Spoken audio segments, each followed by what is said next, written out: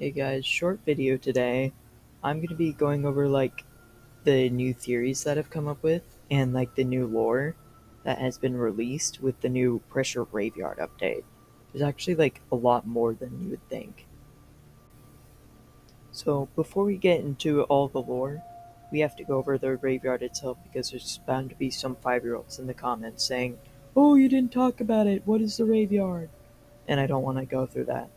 So anyway, the Raveyard is a skeleton rave taking place in a graveyard in Scotland. It starts on the 31st of October and requires an outside force to shut it down, aka Urban Shade.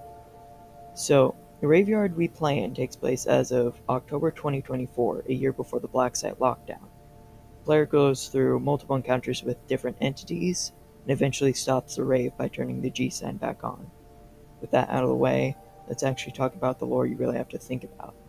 First of all, the Skelepede and Candlebearers were discovered in this mission as no one was ever rerouted to those areas before. We also see the infamous Rack Jumper at door 25, who is the man behind the gambling room in the Black Site, and has the party special there with him, as well as the same skeleton we see in every room that you can get the Artifice badge from, different from the other skeletons. A few more things to note before moving on to the theories are the rare spawning grave type areas found in the first area in the bouncer chases. There are 3 that I know of that are the most notable. First, the grave with the glowing red Asian type symbol. I don't know what language it is. If anyone can decipher it, it would be greatly appreciated. Second of all, there's a grave with an upside down cross as a headstone with the glowing emblem of the Bandlands engraved on it.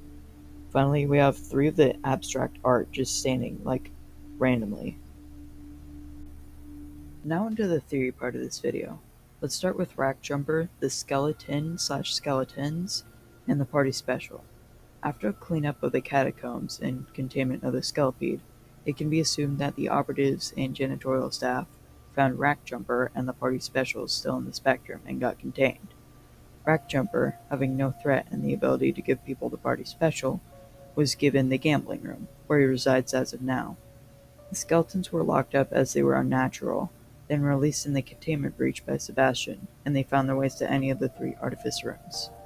Next up, the Bandlands grave. I'm assuming this has relevance to the Raveyard, whether it be the grave of someone who died there, of it being because of the Bandlands creating the rave, Skelepede, Candlebearers, etc. Finally, the abstract art.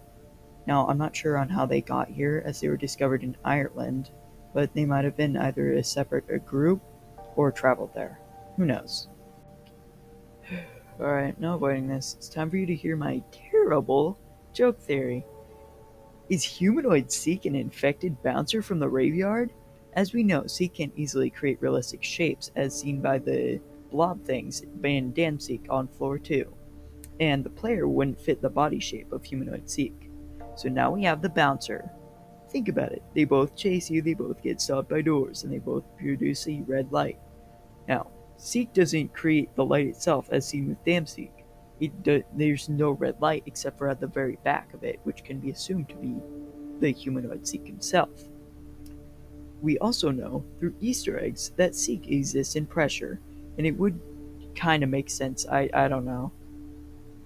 Okay, I'm done with this. It's so stupid. Why did I create this theory? Alright, one last thing before I end this video. It's time to reveal my new short series. Something actually new to the internet. Entity Cooking by yours truly, the Bear816. This is a new series I'll be making with the help of some friends. Basically, it will be a cookbook describing some delicious recipes made out of popular game entities and characters, the inspiration coming from the ability to eat wall dwellers in Pressure. And that's about it. If you can translate the symbol, it would be very helpful. Also, the first episode of Entity Cooking will come out within a month, and after I finish all the Doors and Pressure entities, I will be taking requests. Alright, bye.